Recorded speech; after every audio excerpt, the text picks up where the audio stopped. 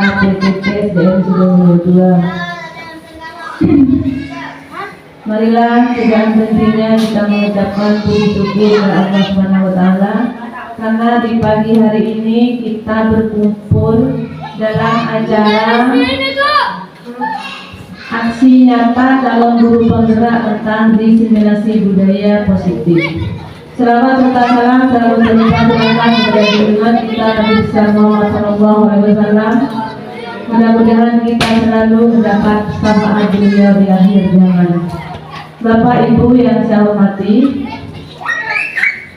saya mengucapkan terima kasih atas waktunya untuk berkumpul di sini dalam rangka memberi semangat dan dorongan kepada teman kita TGP Angkatan 11 yang pada hari ini akan melaksanakan aksi nyata calon guru penggerak diseminasi budaya positif.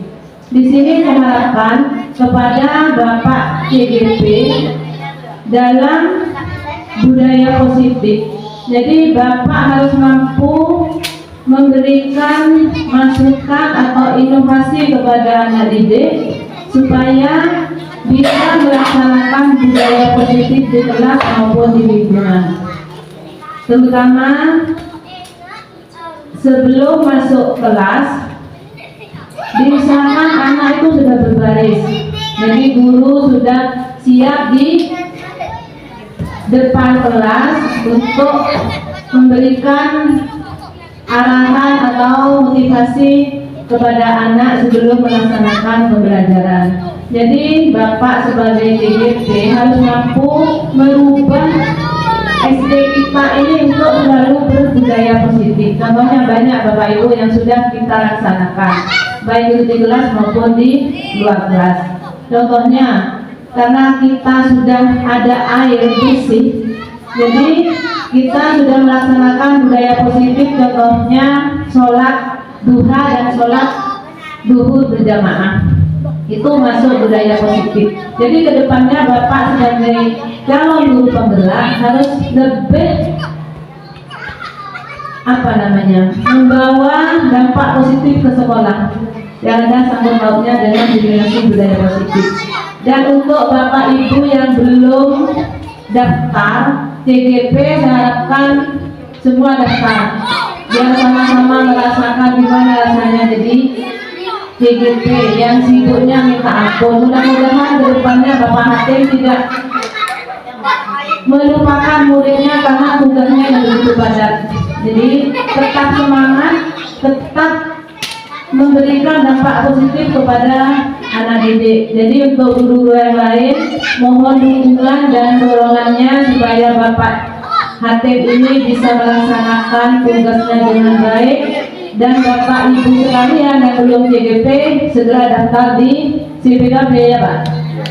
Itu saja dari saya. Mudah-mudahan kita semua selalu diberi sehat dan bahagia selalu. Itu saja dari saya. Wabillahi taufiq wal hidayah. Wassalamualaikum warahmatullahi wabarakatuh.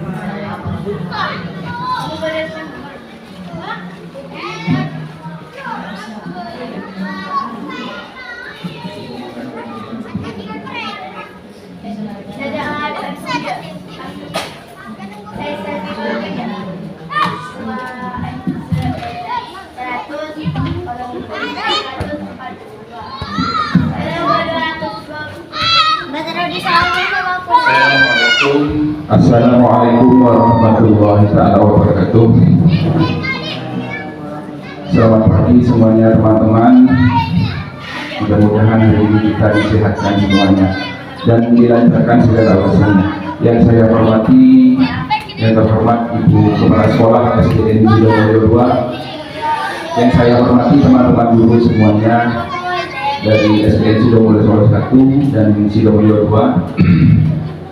Terima kasih sudah bergabung di SDN Sidomulyo 2 dalam rangka saya ingin mencoba menyampaikan apa yang sudah saya pelajari dari modul 1 sampai modul 4. Sehingga tugasnya terakhir ini saya harus sampaikan kepada teman-teman guru. Yang kedua, salawat serta salam saya aturkan kehadiran Nabi Muhammad SAW, karena dengan hadirnya beliaulah kita semua tahu dengan adanya ilmu, sehingga pada pagi hari ini kita bisa menimba ilmu walaupun hanya sedikit. Mudah-mudahan kedepannya kita bisa memberikan manfaat kepada anak didik kita semuanya. Amin ya rabbal alamin.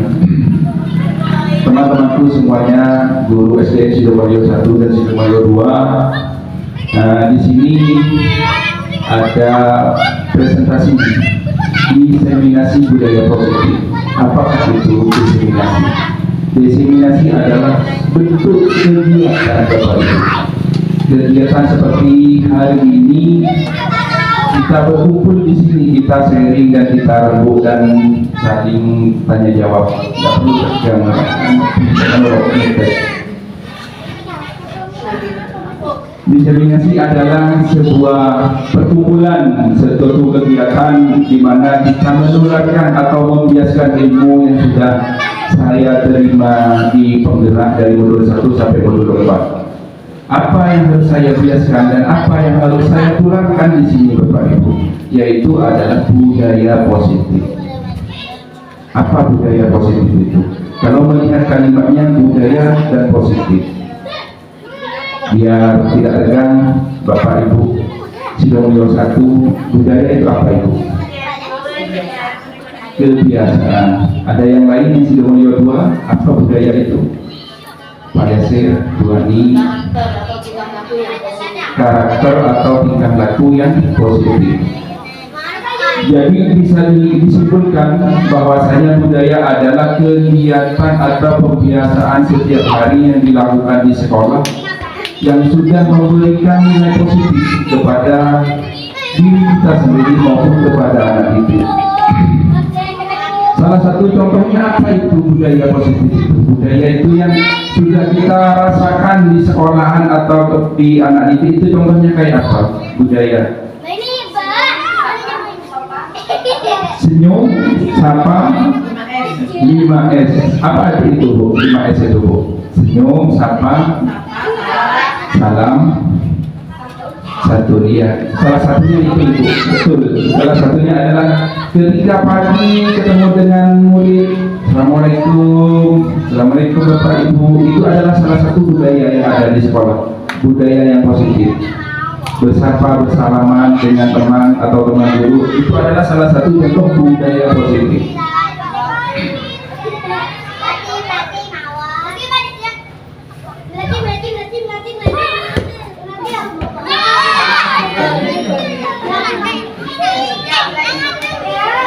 Yang kedua, capaian khusus. Apa yang harus kita capai di sekolah kita dengan adanya budaya positif? Yang pertama, menerapkan.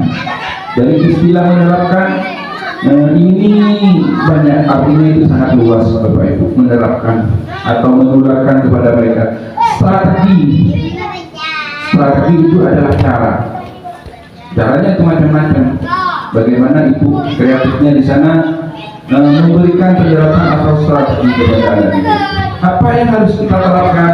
Yaitu disiplin yang positif, yang memerdekakan murid untuk menciptakan ekosistem sekolah aman dan berpihak kepada anak.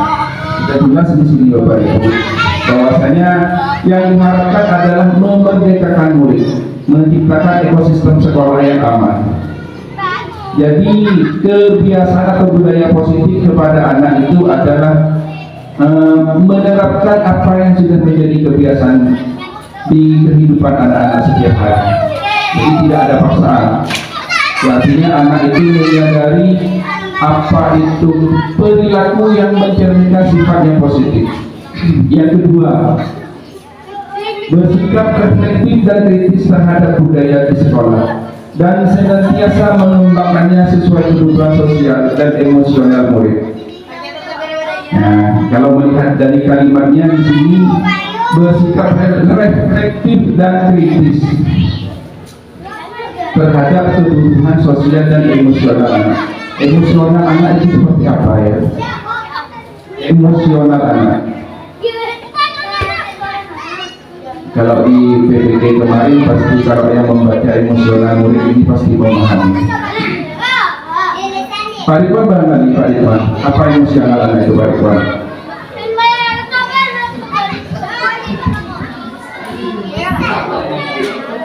Tanya Bu, ya. Emosional anak itu begini Bapak Ibu, karakter atau perilaku anak itu beda-beda di sekolah itu. Dari sebusonan, dari senang menolong, ada yang selalu dia muntai sorot aja ya, muntai diri saya lakonin ya. Itu adalah salah satu contoh emosional anak. Jadi karakter anak itu beda-beda kalau di sekolah. Jadi apa di sini? Kita harus benar-benar kritis dan reflektif. Ketika menemukan hal-hal yang berbedaan di sekolah itu, gurunya yang kita harus aktif di sini, harus memberikan contoh dan perilaku yang baik. Lanjut saja.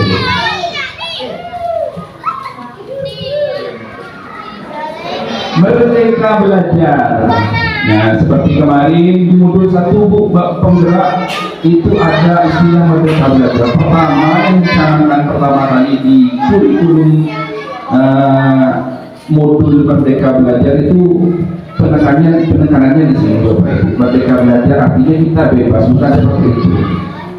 Tapi di sini berpacu setiap hari menyesuaikan dengan kebutuhan anak. Artinya kita tidak menerapkan dengan karakter sendiri, tapi melihat dengan karakter anak disesuaikan dengan kebutuhan anak setiap hari. Baik itu pelajarannya, baik strateginya atau medianya, kita mengikuti anak sekarang. Kalau dulu kita yang menciptakan, kita yang membuat, pasti dipaksa dari situ. Alurnya pasti mengikuti cara guru. Kalau sekarang mereka belajar tidak seperti itu Bapak Ibu, tapi mengikuti kemauannya anak, bakatnya anak itu maunya seperti apa. Nah, jadi kita memulai pembelajaran itu disesuaikan dengan kebutuhan anak. Jadi anak di sini yang dimerdekakan. Lanjut ya.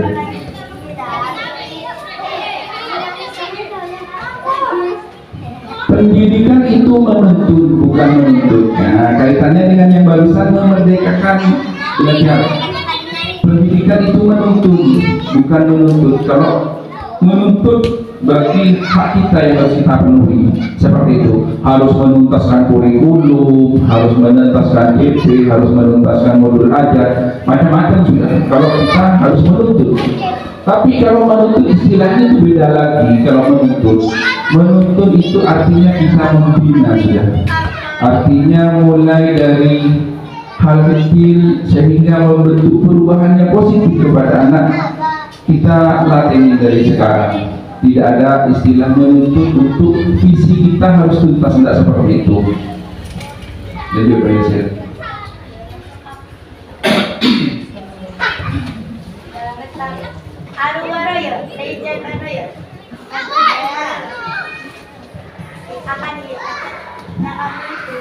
Ada fotonya siapa? Ayo, siapa yang tahu? Ki Hajar Dewantara mengatakan maksud pendidikan itu adalah menuntut segala kekuatan kodrat yang ada pada anak-anak. Selamat datang Pak Rasul. Mana perjalanan Pak Rahman? Tujuh di paling barat, daratnya khusus enak Pak Rasul.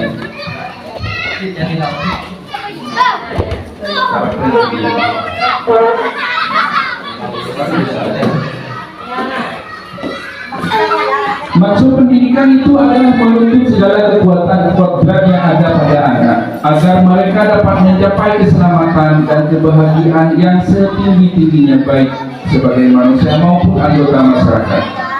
Jadi kita menuntut anak untuk mengikuti segala pembelajaran atau kegiatan sekolah disesuaikan dengan kebutuhan anak, seperti itu menurut pemahaman saya Bapak Ibu. Jadi mereka tujuannya ke depan adalah agar mereka sukses, agar mereka menjadi anak yang bisa kreatif ke depannya, yang bisa bermanfaat untuk dirinya dan orang lain. Gitu kan? Dasar pendidikan Ki Hajar Dewantara. Seorang petani dalam hakikatnya sama kewajibannya dengan seorang pendidik. Yang menanam jagung misalnya hanya dapat tumbuhnya jagung, ia dapat memperbaiki kondisi tanah, memelihara tanaman jagung. Begini Bapak Ibu, kalau menurut pemahaman saya, pendidikan dasar menurut Ki Hajar Dewantara ibaratkan seorang guru itu seperti petani. Seperti apa petani itu? Pertama mengolah tanahnya, kemudian diairi dengan air sebaik mungkin, kemudian diberi pupuk. Begitu juga dengan anak, diberi pupuk, kemudian disemai dan dipanen, dan semuanya pasti hasilnya akan lebih baik. Kalau berawal dengan pemeliharaan yang bagus, pasti anak juga memberikan hasil yang bagus. Ibaratkan kita seorang petani di dunia pendidikan ini seperti itu. Ada alur-alurnya, bagaimana anak itu harus kadang disayang, perlu berkah perhatian. Terkadang anak perlu disentuh secara nalurinya, karena setiap anak pasti ada yang beda-beda. Ada masalah dari rumah dibawa ke sekolah, tentu di sini guru sudah berperan. Disentuh hatinya itu kita merapat kepada anaknya, duduk bersama kenapa anak, kenapa hari ini kok tidak seperti biasanya. Seperti itu Bapak Ibu. Lanjut Pak Yasir. Pendidikan yang berpihak pada anak, bebas dari segala ikatan, dengan suci hati mendekati sang anak, bukan untuk meminta sesuatu hak, melainkan untuk berhamba kepada sang anak. Nah, di sini ada istilah melainkan untuk berhamba pada sang anak. Apa kalimatnya? Apa artinya di sini? Ada yang mau menjabarkan? Arti lain dari seorang guru untuk menghamba pada sang anak.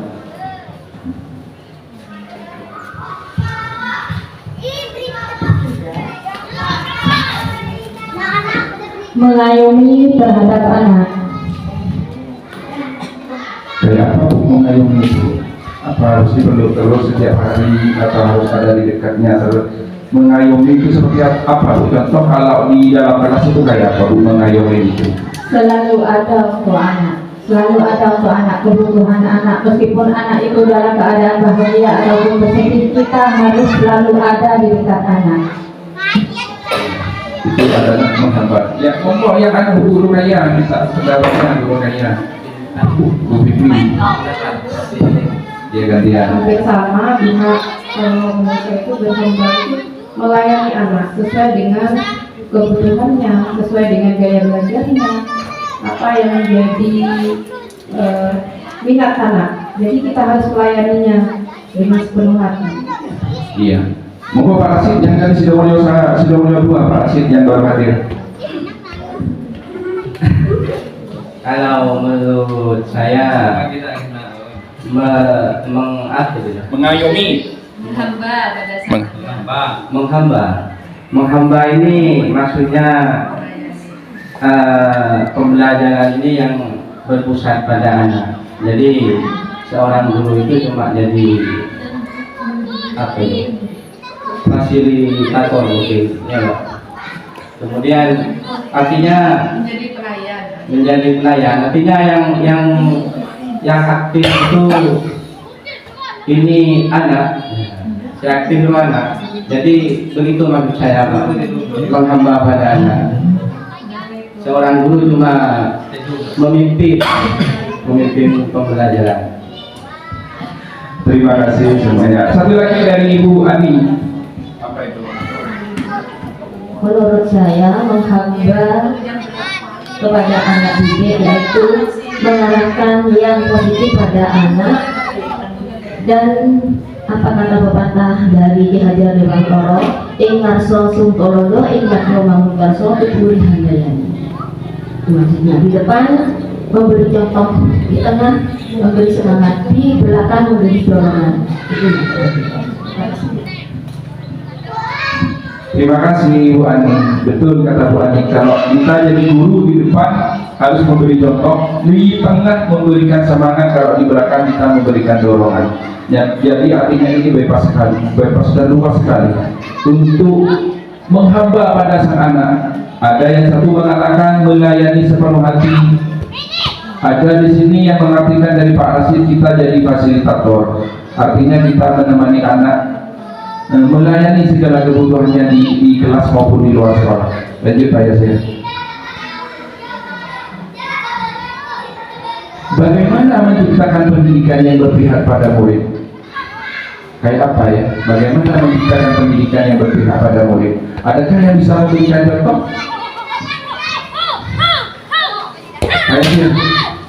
Kayak apa Pak contohnya Pak? Bagaimana menciptakan pendidikan yang berpihak pada murid?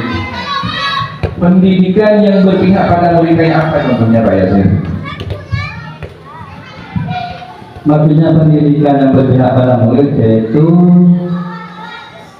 pendidikan yang berpusat pada murid, tidak dari guru saja. Jadi pengajar itu sesuai kebutuhan anak. Maksudnya tetap berpusat pada murid, bukan pada guru yang sesuai keinginan guru, bukan sesuai keinginan karakter anak itu sendiri. Maksudnya begini ya Pak, kalau menurut saya berpihak pada murid itu artinya seperti tadi ya, artinya seorang guru itu cuma menjadi fasilitator, kemudian peserta didik itu yang lebih aktif dalam pembelajaran. Jadi seperti yang pada waktu apa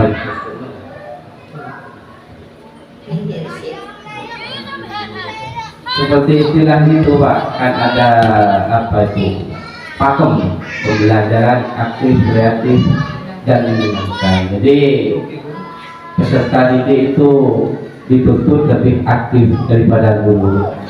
Artinya seorang guru itu jangan terlalu banyak menggunakan metode ceramah.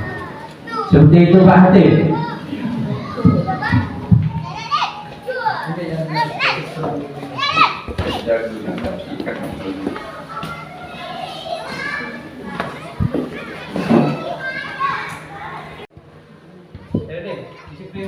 Oke, disiplin positif.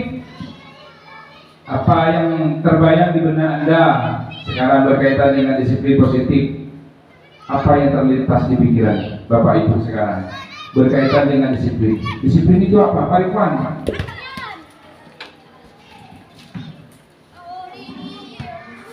Disiplin itu menurut saya melaksanakan sesuatu sesuai tupoksinya, tugas pokok dan misinya.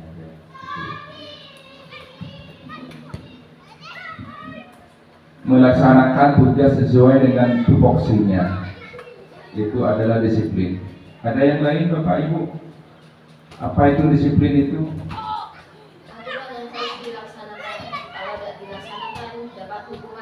Oke, disiplin itu harus dilaksanakan. Kalau tidak dilaksanakan ada hukuman. Apa betul seperti itu, Bu Pipin? Ambil mic-nya, Bu. Ambil mic-nya, Bu. Gimana Bu Pipin? Kalau tidak melaksanakan dihukum, betul kan seperti itu Bu Pipin? Betul. Iya. Gimana kalimatnya, Bu? Kalimatnya seperti apa? Kok harus dihukum, nggak Bu? Anak-anak kalau tidak dihukum, mestinya dia akan melanggar lagi. Seharusnya memang harus ada sanksi. Oke, berarti disiplin di sini ada timbal baliknya. Jika tidak melaksanakan maka akan mendapatkan dampak atau hukuman. Seperti itu berarti pemahamannya ya. Lanjutnya.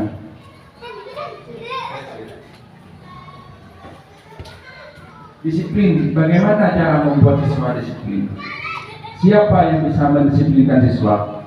Nah, di sini disiplin di sini cara membuat siswa disiplin itu adalah dari kita dulu Bapak Ibu. kegiatan yang kita laksanakan setiap hari itu, entah itu hadirnya kita di sekolah, cara kita di kelas, pasti akan terkopi dan terbaca keseharian kita. Pak gurunya aja telat, apalagi siswanya, pasti mereka berpikiran seperti itu. Jadi kita memulai dari kita sendiri. Siapa yang bisa mendisiplinkan siswa? Ya semuanya. Kita benar-benar di sini bekerja sama atau berkolaborasi untuk menciptakan budaya positif itu. Salah satunya adalah disiplin. Tidak hanya kita disiplin berdasarkan absen. Kalau tidak karena absen kita pelan. Lanjut Pak, ya.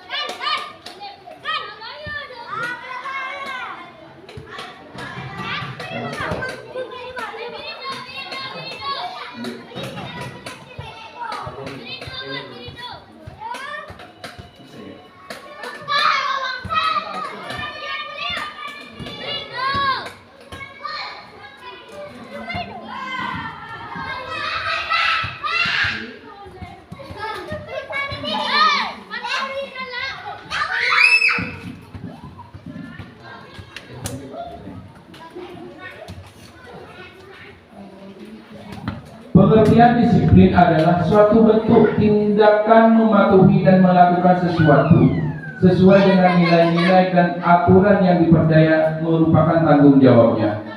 Jadi pengertian disiplin adalah suatu bentuk tindakan untuk dipatuhi. Siapa yang membuat aturan di sekolah? Pasti disesuaikan dengan kebutuhan dan kesepakatan antara guru dengan warga sekolah. Kalau tidak melaksanakan piket, pasti ada tindakan. Kalau tidak melaksanakan tugas rumah, tugas PR, pasti ada tindakan. Dan melakukan sesuai dengan nilai-nilai dan aturan yang dipercaya. Artinya keputusan itu dilaksanakan dan disepakati oleh guru dan muridnya. Tidak berdasarkan di luar lembaga sudah, tapi aturan yang diciptakan oleh guru dan disepakati oleh siswa, kemudian diterapkan dengan perasaan rasa tanggung jawab. Artinya siswa itu kalau tidak melaksanakan, mereka sudah tahu kalau saya tidak melaksanakan, pasti nanti ada denda. Biasanya seperti itu kalau di kelas. Jadi ada aturan, ada pelaksanaan. Kalau tidak ada pelaksanaan, pasti ada tindakan atau hukuman. Lanjut Pak. Teorinya seperti apa? Ada eksternal dan ada internal. Kalau kita melaksanakan sesuatu aturan, misalkan kita jalan-jalan, kalau tidak menggunakan helm pasti diberhentikan oleh polisi. Kalau tidak menggunakan masker, pasti nanti ada tindakan dari Satpol PP kalau kayak kemarin.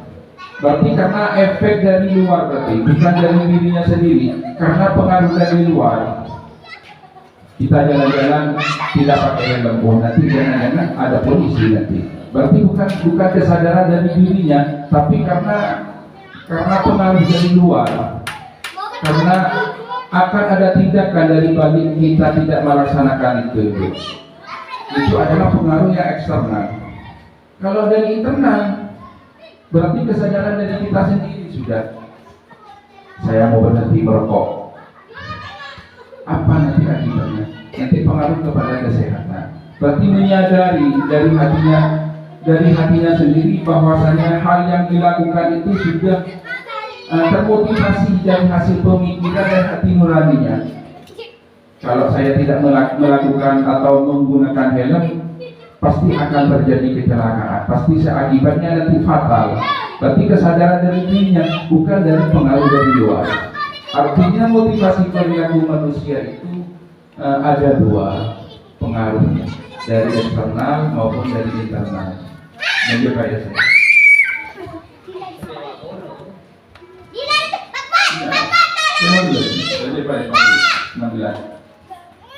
Nah, peraturan dulu yang kita buat, kesepakatan dari siswa dengan murid. Kemudian setelah adanya peraturan dibuat keyakinan, oh kalau saya tidak melaksanakan ini pasti nanti tindakannya ini, pasti hukumannya seperti ini. Akibatnya nanti kalau saya tidak beken pasti kotor kelasnya. Akan menciptakan apa dengan keyakinan kelas? Menciptakan lingkungan yang positif. Setelah lingkungan positif sudah bagus, sudah dilaksanakan dengan sepenuh hati, maka budaya positif sudah muncul di sekolah itu. Lanjut aja saya. Lepas mereka.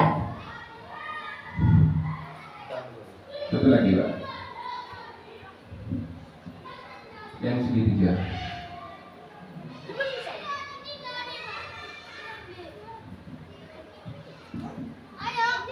Nah, di sini ada segitiga restitusi. Apa kok ada segitiga seperti ini? Restitusi itu adalah bentuk untuk menyelesaikan permasalahan. Kemarin saya membuat video di sini, ini berkaitan dengan segitiga restitusi. Apa segitiga restitusi itu? Menanyakan keyakinan yang pertama. Menanyakan keyakinan kepada siapa? Kepada anak atau siswa yang sudah melakukan kesalahan. Menanyakan keyakinan. Yang kedua, menstabilkan identitas. Yang ketiga, validasi tindakan yang salah. Di WA Pak Yasir, kita lihat videonya Pak Yasir, kita sama-sama tahu apa maksudnya. Di antara ketiga di WA web itu.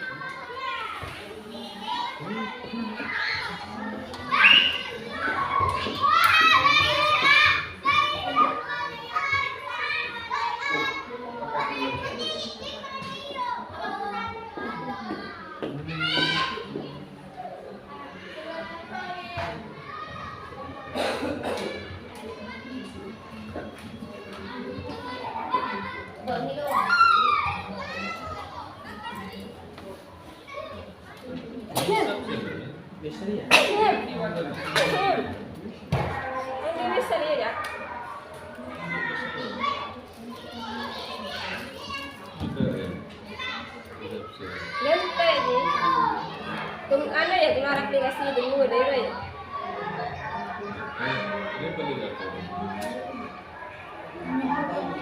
Sige ya. Kita bilis. Gusto nanti panima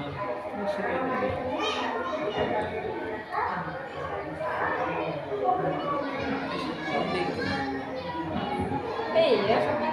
Nanti ada jam beritahuan di luar aplikasi atau tunggu ya.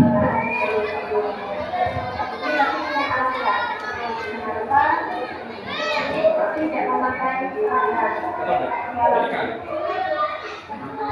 Menjaga.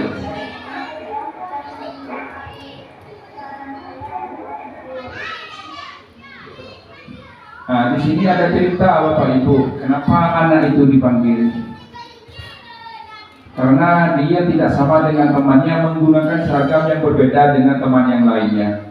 Jadi ibu ini menanyakan kepada anaknya, kenapa anak hari ini kok tidak menggunakan seragam seperti biasanya?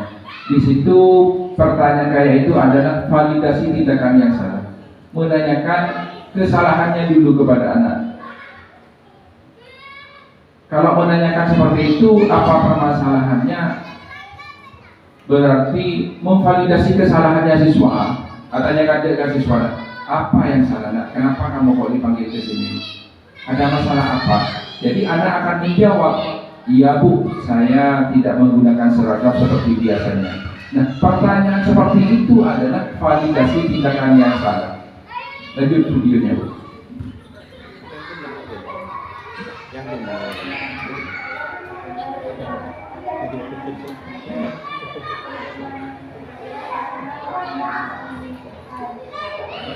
Volume.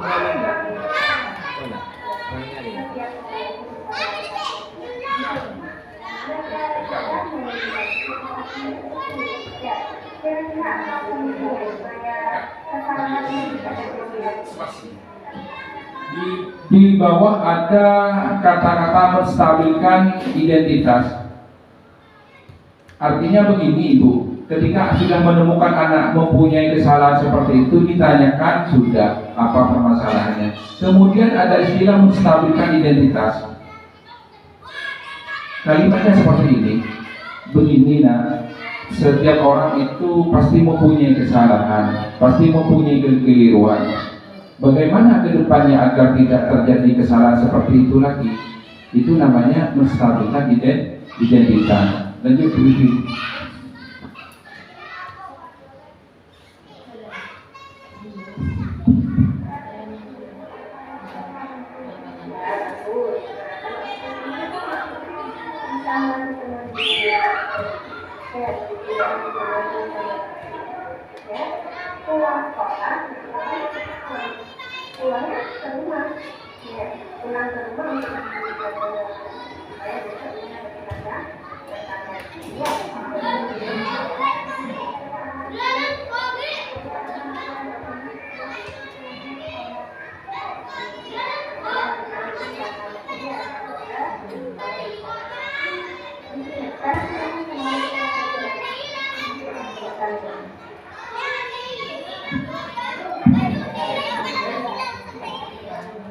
Mungkin itu saja Bapak Ibu yang bisa saya sampaikan pada pagi hari ini. Mudah-mudahan apa yang saya sampaikan bisa memberikan manfaat, walaupun sedikit. Mudah-mudahan ke depannya kita bisa memberikan nilai yang positif kepada lembaga kita, khususnya mendidik anak agar ke depannya bisa menjadi anak yang selalu patuh kepada kita semua, kepada orang tua maupun kepada bangsa.